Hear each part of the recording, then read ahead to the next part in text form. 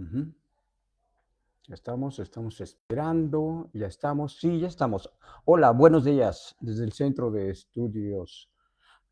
Investigación y Estudios Filosóficos. Bueno, seguimos con Hegel. ¿Por qué con Hegel? ¿Traemos algo contra él? No, en absoluto, no hay nada contra él, sino que sencillamente por la situación que nos encontramos y que hemos visto a través de 2500 años, de esta, ¿cómo podemos llevar esta circunstancia de violencia, de poca paz, eh, y que actualmente estamos observando que no es posible que se sostenga esta idea hegeliana acerca del ser humano y nosotros, eh, a punto, como decía, de destruirnos, de volver a un estado realmente imposible de ser lo que somos ahora.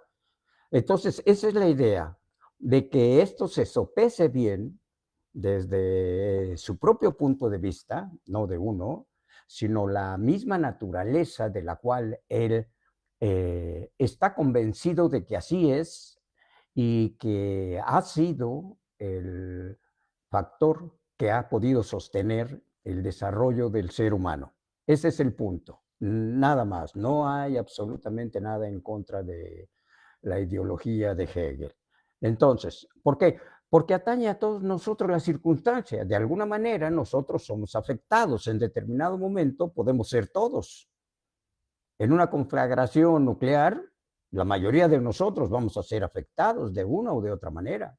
Entonces, no es posible que se sostenga esta idea hegeliana acerca de la realidad y tal realidad como algo posible de su propio desarrollo, de su propia evolución.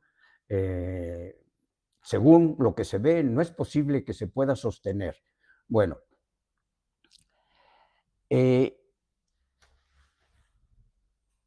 dice, a lo que a mí me asombra, hay tres datos de esto, tal vez dos de ellos irrefutables, perdón, que, que se puede comprobar. Uno de ellos es desde Sócrates. Estamos hablando, Hegel nace en el siglo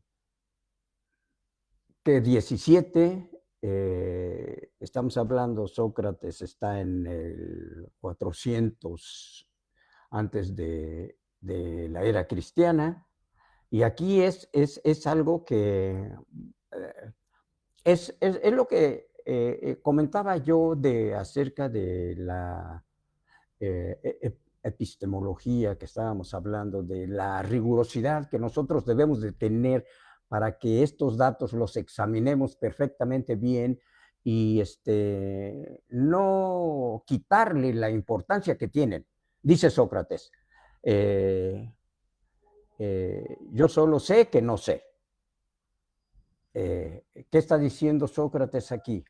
Está diciendo que tan solo es una facultad que a sí misma se ve, se observa, se posibilita y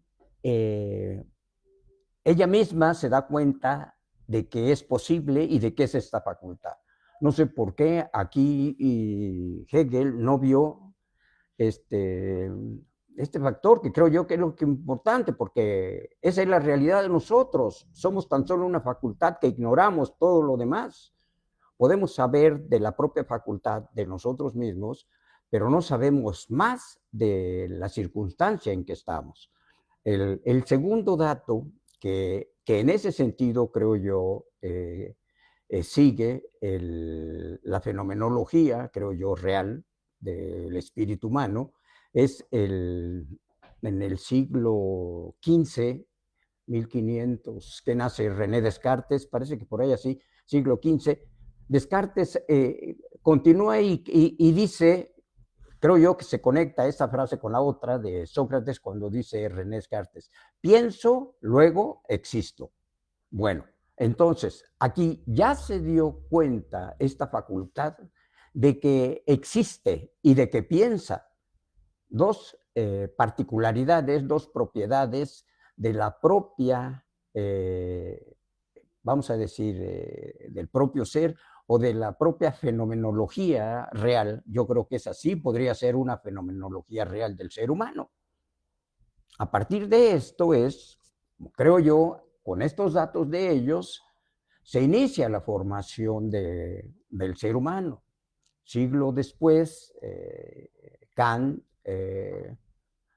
va a darnos toda una esquematización del pensamiento y entra lo que es a hacer toda una gran obra y podemos de ahí partir. Si nos damos cuenta, aquí hay un enlace no intencionado, sino realizado por cada uno de ellos y se va formando, empieza a darse lo que es lo que digo yo y lo que creo que es la fenomenología del espíritu del ser humano.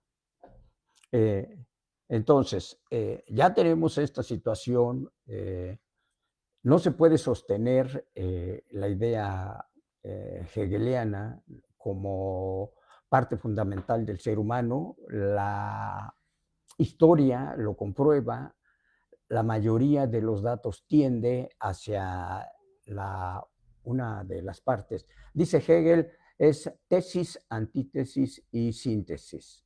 Si queremos poner la tesis en cualquier lado, lo podemos poner, sea de un lado, sea de otro. Muerte, vida. La tesis, la antítesis. Y la unión de esto es la síntesis que él va a poner. Yo no le veo una coherencia que pueda dar al siguiente punto de desarrollo, no le veo como tal. Él habla de una negación que se va negando en la manifestación del proceso cada uno de los pasos. Yo digo que no, lo que decía en uno de anteriores videos, más bien se subsume, porque si se negara no aparecería. En uno de los ejemplos que pone es de la planta. Bueno, al final del desarrollo de la planta, ya en el fruto aparece nuevamente la semilla. ¿Qué quiere decir esto? Que no se negó. Si hubiera sido una negación, una nulidad del proceso, la semilla no hubiera aparecido al final de esta fenomenología, vamos a decir, de la naturaleza, pero aparece nuevamente la semilla. Yo creo que sí, en el sentido axiológico se va subsumiendo, o sea, va dentro del mismo desarrollo, se va los, ¿cómo se puede decir? El proceso mismo va incluyéndose en sí mismo, es el en sí, pero Hegel no lo explica de esa manera. Eh, para mí se me hace muy abstracto cuando hace este desarrollo lógico de la fenomenología, el principio del espíritu, y no nos da, lo primero que nos da, para mí es una abstracción, y no inicia con algo concreto, como lo hace Sócrates o como lo hace posteriormente Descartes, y después vendrán los empiristas, vendrán todos los demás que de alguna manera eh, aportan dentro de ello, ninguna de estas ideologías se niega, sino que hay una aportación y en la conclusión de que tanto el idealismo como el criticismo, como el materialismo, el empirismo, todos ellos entran en la fenomenología del espíritu, sin negarse, sino complementarse o enlazarse de una o de otra manera. Entonces, la idea es para irnos hacia otro punto de vista de la realidad, en la cual que necesariamente ahorita ya se empieza a expresar esta ideología que se dejó a un lado eh, desde, ¿qué diríamos? Desde hace 2500 años, en donde poco se habla o es propiedad de unos cuantos, ¿sí? De aquellos que tenían el gozo de todo el trabajo conjunto del grupo y aquellos que tenían que ser determinados a la explotación, pues no tenían estas, ¿cómo se dice?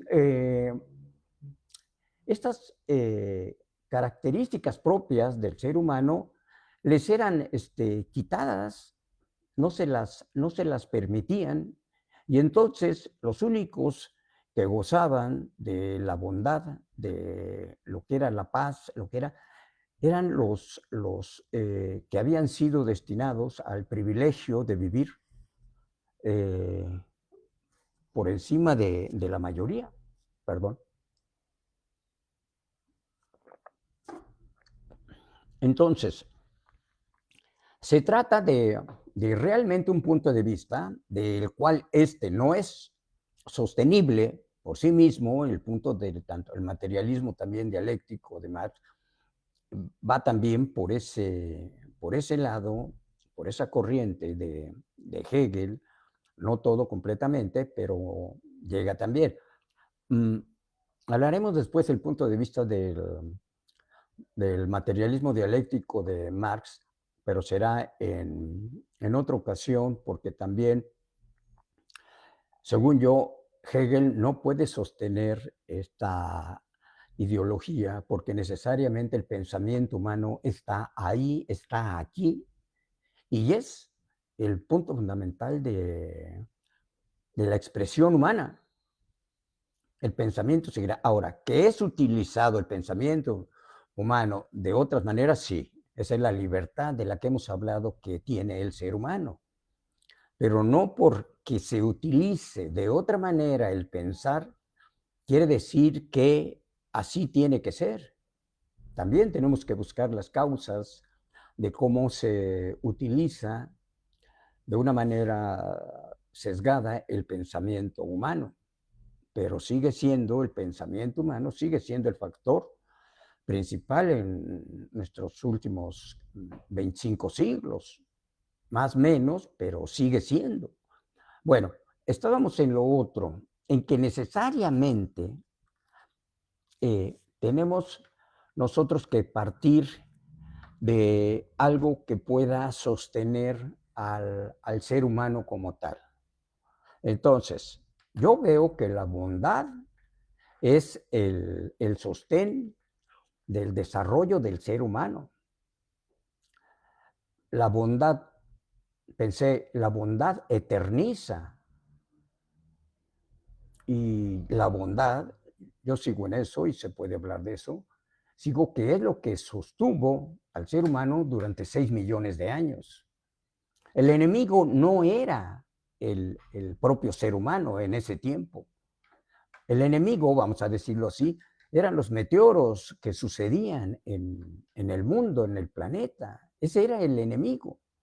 El otro, el que tenían, el físico, ya se había dominado. Ya no era el peligro, los depredadores que tenían o esto, no.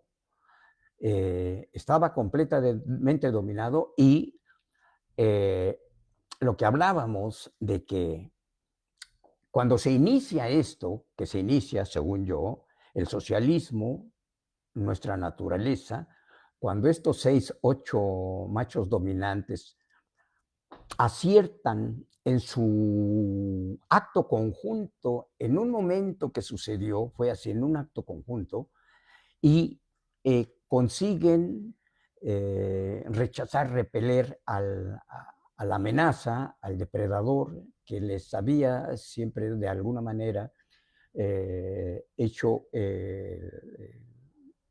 el daño al grupo. Entonces, aquí es cuando se inicia y se inicia también la apreciación del individuo. Ahora, en el socialismo no se va a perder la individuación, al contrario, es parte. La vida individual dentro del grupo es parte de la vida cotidiana del ser humano. Nada más que, ¿qué pasó? ¿Por qué se hizo esta negación de la individuación, del valor individual? Bueno, porque entra dentro de esta ideología que vemos, en la cual a uno se les dice, ustedes no valen, ustedes no tienen derecho a gozar como nosotros tenemos derecho a gozar, porque una fuerza omnipotente nos ha dado a nosotros el, el valor, nos ha dado la preferencia que a ustedes y por lo tanto ustedes no gozan de los beneficios de todos. Lo que sí van a hacer es van a trabajar para nosotros y pues ustedes se van a contentar con lo poco que les va a llegar, que les va a tener. Esa es en esencia la teoría de esta ideología actual. Despersonalizar, desasociar, desocializar y hacer que el individuo, las masas, como le llaman los marxistas, el grupo mayoritario de los individuos, van a ser expuestos a todo tipo de vejaciones, desde la explotación hasta la depreciación de ellos como seres humanos y verlos como animales, como un animal más. Y eso es lo que va a ocurrir en estos últimos, según yo, 40,000 años. No es de apenas, de hace 2,500 años, sino es. Entonces, atrás, ¿qué fue lo que pudo sostener? Lo que pudo sostener al ser humano anterior a la decadencia humana fue esta unión igualitaria de todos los individuos que se manifiesta primero en esta defensa y después se va a manifestar en todos los miembros del grupo. Se intuye, todavía no hay complejidad intelectual, se intuye que la unión de todos es el factor principal de la sobrevivencia y que por lo tanto todos tienen que hacer y tienen que ser también apreciados de manera unilateral. No hay diferencia aquí. Y así es como transcurren, según yo, 6 millones de años. Esa fue la única. No hay otra. No se ve en el espectro de la historia, ahora que ya lo observamos, en el espectro no se ve otro factor que pudiera haber sostenido durante 6 millones. 6 millones de años lo decimos rápidamente, pero es una eternidad. 6 millones de años. Por eso yo decía, la bondad eterniza. Sí, y yo creo que sí. Y eso fue lo que hizo posible que nuestros antepasados llegaran hasta ahora. Porque vemos en la mayoría de estas personas, de estos individuos, más o menos, pero vemos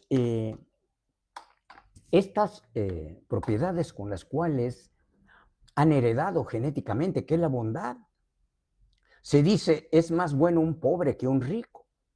Da más un pobre que un rico. Esto viene de atrás, no es de ahora.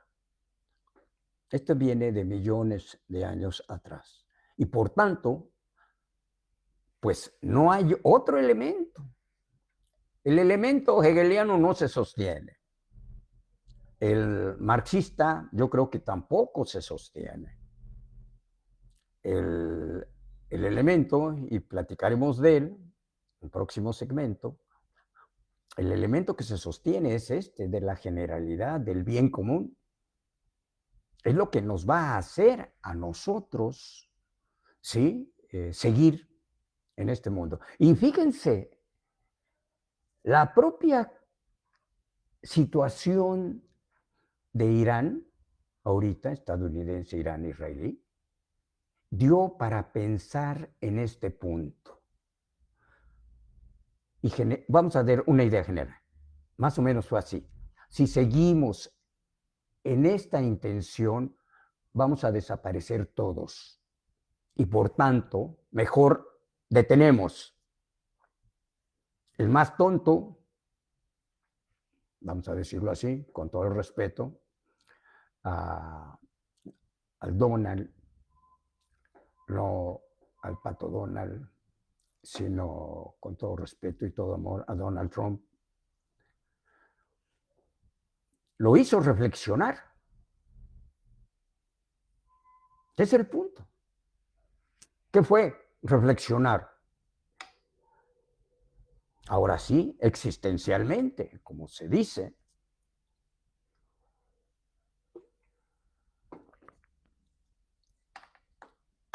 ¿Y qué está pasando ahorita? Bien. Algunos están diciendo, no, esa es una derrota. No, por favor, no fue una conflagración, no fue una guerra. Se trató de una invasión. Por tanto, aquí no hay derrota, aquí lo que hay que hacer es que se vayan a su casa. Había un eslogan, yo recuerdo en los 60s, decían Yankee Go Home, un eslogan, casi en todo el mundo. Fíjese de qué tiempo. Estamos hablando más de 50 años cuando se dice eso. Yankee Go Home. Ese es el punto. Ya los imperios ya no son posibles sostenerse. La unilateralidad ideológica ya no es posible sostenerse. Y otra de las cosas, ya también no es posible que se sostenga la violencia. No es posible ya. Ya se llegó, por el mismo conocimiento, se llegó ya a otro tipo. En todo caso, que si se llegara a conflictos, ya son diferentes las luchas, ahora van a ser. Y se vio y se probó. No pudo Estados Unidos con Irán.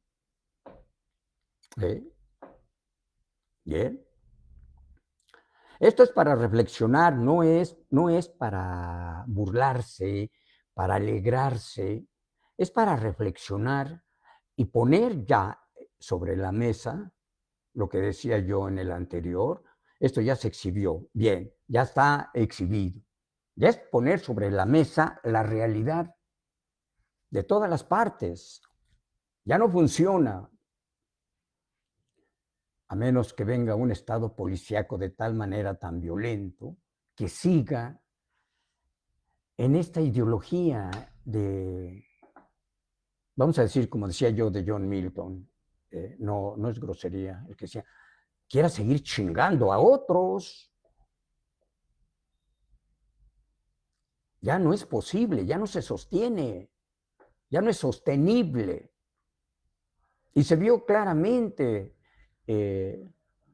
por qué se desmoronó como imperio, como nación, como potencia no, pero sí como imperio, por qué se desmoronó Estados Unidos.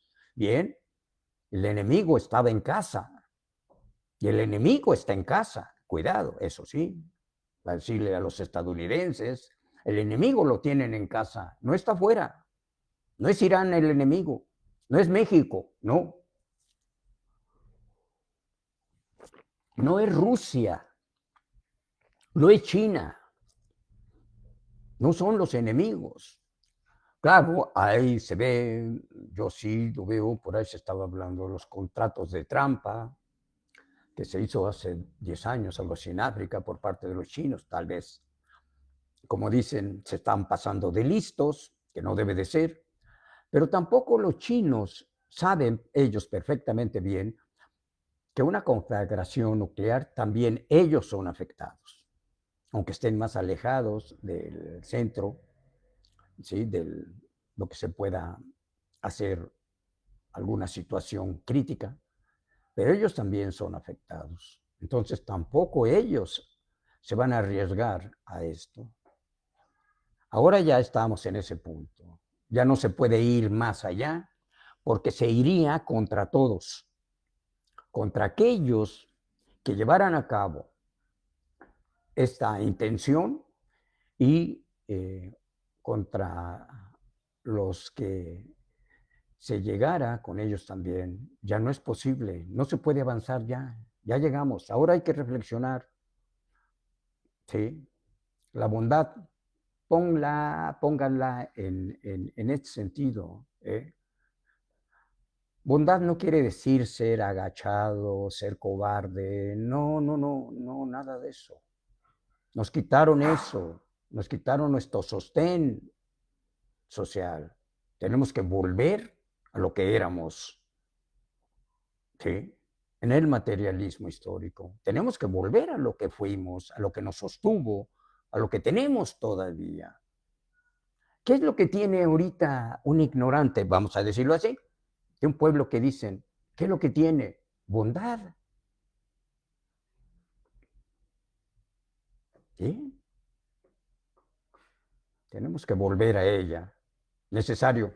Bueno, feliz fin de semana, que estén bien. Nos vemos en el próximo. Hasta luego.